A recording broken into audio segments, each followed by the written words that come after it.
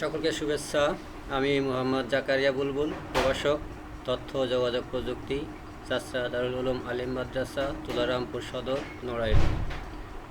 আমাদের আজকের পাঠ পরিচিতি একাদশ শ্রেণী তথ্য ও যোগাযোগ প্রযুক্তি, প্রথম অধ্যায় টেলি কনফারেন্সিং ও ভিডিও কনফারেন্সিং। আজকের পাঠ শিখন ফল। এই পাঠ শেষে শিক্ষার্থীরা টেলিকনফারেন্সিং ও ভিডিও কনফারেন্সিংয়ের ব্যাখ্যা করতে পারবে, টেলিকনফারেন্সিং ও ভিডিও কনফারেন্সিংয়ের অবদান মূল্যায়ন করতে পারবে। টেলিকনফারেন্সিং, আমরা ছবি দেখি, ছবিতে অনেকগুলো লোক এক টেবিলে একই জায়গায় বসে আছে, আর পরবর্তী একটি ছবি দেখি, সেখানে টেলিকনফারেন্সিংয়ের একটি ছবি দেওয়া আছে, যেখানে ল্যাপটপের মাধ্যমে কয়েকজন লোক আলোচনা করতেছেন।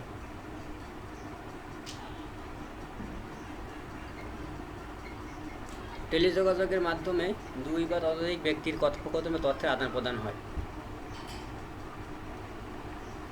একটি ভিডিও আমরা দেখি।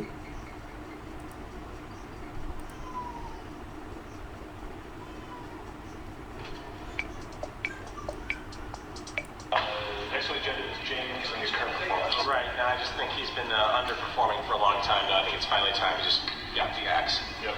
Yeah, you guys cool with that? Figure we let him go on the fifth. Does that make sense? Well, this is James. I've actually been on the line this whole time. Hey, James, how you doing? So if we look at the growth in that market, I think it's obvious that we can.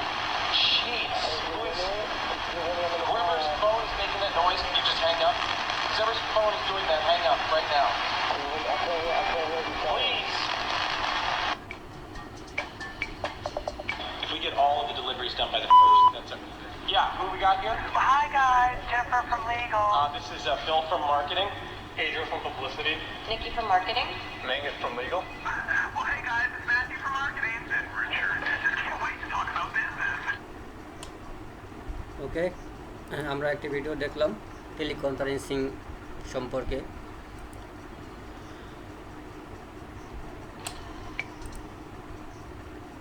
টেলিকনফারেন্সিংয়ে ব্যবহৃত যন্ত্রপাতি কী কী? আমরা একটা global টেলিকনফারেন্সিংয়ের যদি দেখি, চিত্র দেখি, conference connect, IP network, telephone network, audio কনফারেন্সে guest phone, host পিসি, অনেকগুলা ফোন অনেকগুলা ব্যক্তির সাথে কানেক্টেড হওয়ার জন্য আমরা ব্যবহার করে থাকি। কম্পিউটার, মাইক্রোফোন, স্পিকার, মডেম, এই জিনিসগুলো আমাদের দরকার হয়। আর হোস্ট ফোনের জন্য টেলিফোন বা মোবাইল হিসেবে আমরা ব্যবহার করে থাকি। গেস্ট ফোনের জন্য আমরা সেটা ব্যবহার করে থাকি। ইন্টারনেট সংযোগ প্রয়োজনীয় সফটওয়্যারও আমরা ব্যবহার করে থাকি। অর্থাৎ এই যন্ত্রপাতিগুলো আমাদের টেলিকনফারেন্সিংয়ের জন্য ব্যবহৃত হয় বা প্রয়োজন হয়। এখন আমরা একটা জোড়ার কাজ দিয়ে থাকি। টেলিকনফারেন্সিং বলতে কী বোঝাই, যদি এটা জোড়ায় আমি জিজ্ঞেস করে থাকি, তারা এটা নিজের আলোচনা করবে। এখন আসে ভিডিও কনফারেন্সিংয়ে। ভিডিও কনফারেন্সিংটা কী জিনিস? একটা ছবি দেখি, এখানে অনেক মানুষ এক জায়গায় বসে, সামনে কয়েকটা মনিটর আছে, মনিটরে দেখতেছে, ভিডিও আকারে কথা বলতেছে অথবা আলোচনা করতেছে।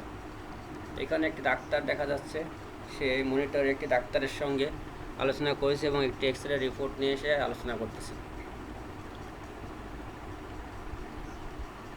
তাহলে টেলিকমিউনিকেশন ব্যবস্থায় দুই বা ততোধিক ব্যক্তি পরস্পরের সম্মুখীন হয়ে প্রত্যেকে ছবি দেখে ভিডিওর মাধ্যমে কথোপকথন বা তথ্যের আদান প্রদান করে থাকে।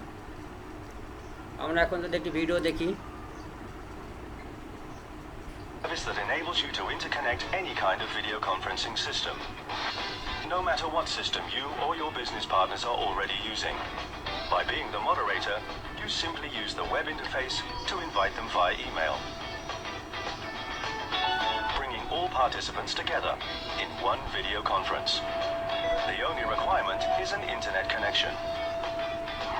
For your invited participants, the conferences are free. The costs will be covered by the moderator, not the participants. Expand your existing video conferencing system and include participants whether they work at home or are on the road. Experience connected life and work. No no matter where and with what system. With Video Meet and an internet connection, everyone can participate in the video conference.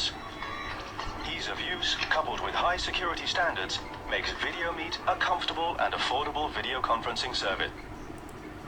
ওকে, আমরা ভিডিওতে দেখলাম video conferencing এর ব্যাপারে। তো এখানে আমাদের ব্যবহৃত কিছু যন্ত্রপাতি প্রয়োজন। এটা ছবি দেখি, ছবিতে আমরা দেখছি ওয়েব ক্যামেরা দরকার, ভিডিও ক্যাপচার কার্ড দরকার, স্পিকার দরকার, মাইক্রোফোন, টেলিফোন, এগুলো আমাদের দরকার।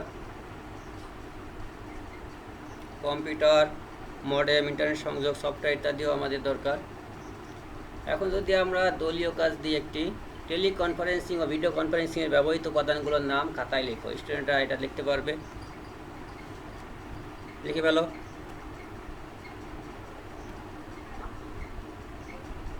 টেলিকনফারেন্স ও ভিডিও কনফারেন্সিং দেখি আমরা আবার একটু আলোচনা করি।